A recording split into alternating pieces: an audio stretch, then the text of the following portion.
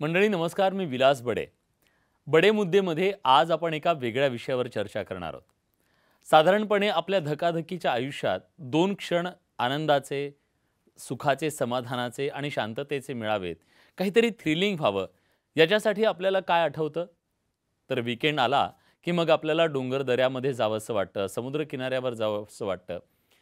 ये है आम जिंदगी.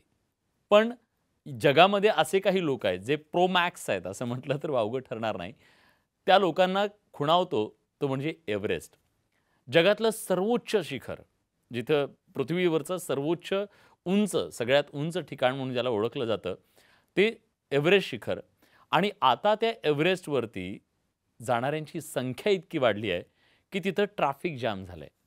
तुम्हाला थोडंसं आश्चर्य वाटेल, पण आता जगाच्या दृष्टीनं तिथल्या गर्दीचा उच्चांक, तिथली होणारी प्रचंड गर्दी, तिथला कचरा, तिथलं ट्रॅफिक हे सगळं एक चिंतेचा विषय बनलंय.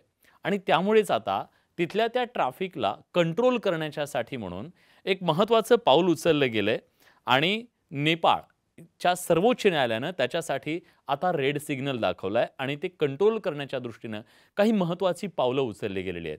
हे का महत्त्वाचं आहे? तर आपल्याला कल्पना आहे की एव्हरेस्ट शिखर सर करणं एक सगळ्यांच्यासाठी एक मोठं थ्रिलिंग आहे.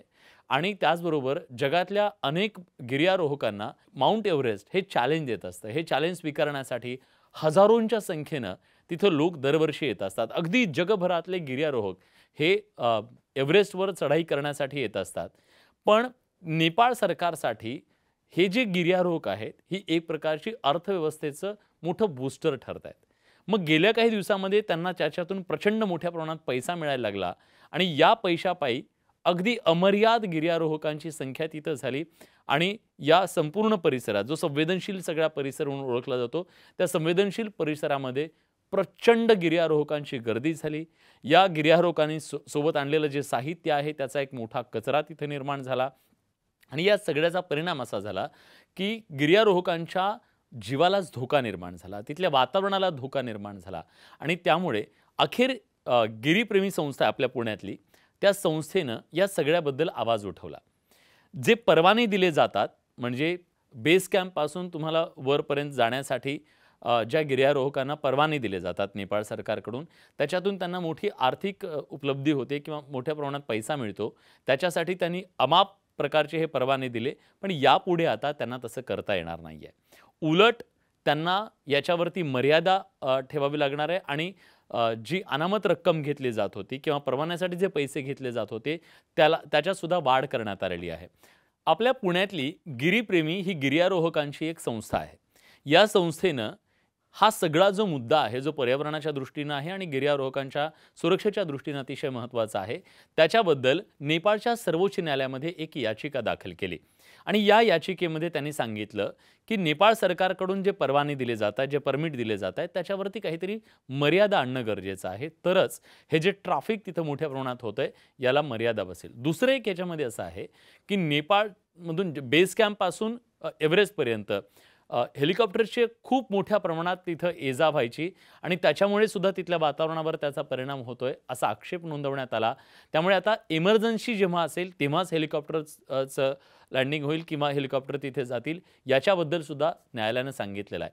न्यायालयानं आज याचं गांभीर्य लक्षात घेतलंय. कारण त्याचं कारण असं आहे की आज गिर्यारोहकांची सुरक्षा आणि पर्यावरणाची सुरक्षा ही अतिशय महत्त्वाची आहे. जरी यातून पैसा आज नेपाळला मिळत असला परमिट मधून, तरी तिथलं पर्यटन जर उद्या नष्ट झालं तर तो मिळणारा जो पैसा आहे तो पूर्णतः जाईल आणि तिथलं खूप मोठं नुकसान त्यांना सहन करावं लागेल. आणि त्यामुळेच आज 6 मुद्द्यांमध्ये सर्वोच्च न्यायालय, नेपाळच्या सर्वोच्च न्यायालयानं ह्या ट्रॅफिकवरती काही निर्बंध घातलेले आहेत.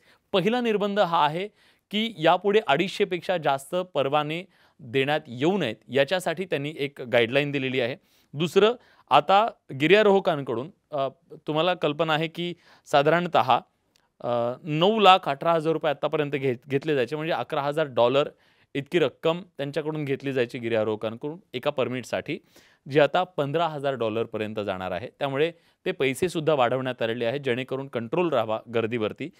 पण सर्वोच्च न्यायालयानं काही निर्बंध घातलेत. म्हणजे हे जे गिर्यारोहक जातील आता, त्या गिर्यारोहकांना सोबत जे सामान ते घेऊन जाणार आहेत एव्हरेस्टवर, परत येत असताना ते सामान परत जेवढं तुम्ही घेऊन गेलेला आहात तेवढंच तुम्हाला आणायचं आहे. म्हणजे जे साहित्य तुम्ही घेऊन गेलेलं आहे ते साहित्य तुम्हाला परत घेऊन यायचं आहे. त्यानंतर जी अनामत रक्कम आहे ते साहित्य पूर्ण आणलं तरच तुम्हाला ती पूर्ण अनामत रक्कम मिळणार आहे आणि ती अनामत रक्कमसुद्धा वाढवण्यात आलेलं आहे. हिमशिखरांची काळजी जर घेतली नाही तर मग तिथली शेती आहे आणि पर्यटन जो व्यवसाय तिथं केला जातो या सगळ्याला धोका निर्माण होईल आणि त्यामुळे आता सर्वोच्च न्यायालयानं अतिशय गांभीर्यानं हा सगळा मुद्दा घेतलेला आहे.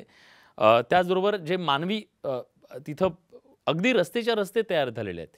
म्हणजे जणू काही तो हायवे आहे अशा पद्धतीनं तिथं जे परिस्थिती आहे त्याच्याबद्दल चिंता व्यक्त करताना मानवी उत्सर्जनामुळे तिथल्या पर्यावरणाची जी हानी होतीये ती रोखणं गरजेचं आहे. ते जर आज आपण रोखलं नाही तर मग त्याचे गंभीर परिणाम भविष्यामध्ये भोगावे लागतील.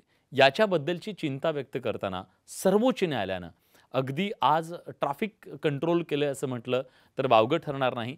त्यामुळे एव्हरेस्टवर होणारं हे ट्रॅफिक आता मर्यादित झालेलं आहे आणि त्याला रेड सिग्नल दाखवलाय असं म्हटलं तर वावगं ठरणार नाही. त्यामुळे तुम्ही आम जिंदगी जगणारे असाल तर तुमच्यासाठी आपल्या लोणावळा, खंडाळा आणि सह्याद्रीचे कडे, कळसुबाई हे सगळं तुम्हाला खुणावत असेलच. पण जर तुम्ही प्रो मॅक्स असाल आणि तुम्हाला एव्हरेस्ट खुणावत असेल तर या पुढे मात्र तुम्हाला खूप मोठ्या अशा टेस्टमधून तुम्हाला सामोरं जावं लागेल आणि तुम्हाला पैसेसुद्धा जास्त मोजावे लागणार आहेत. त्यामुळे आपलं एव्हरेस्ट कायम राहावं, त्याचं सौंदर्य कायम राहावं, तिथलं वातावरण कायम राहावं, यासाठी नेपाळच्या सर्वोच्च न्यायालयाने घेतलेल्या निर्णयाचं खरं तर स्वागत करायला हवं.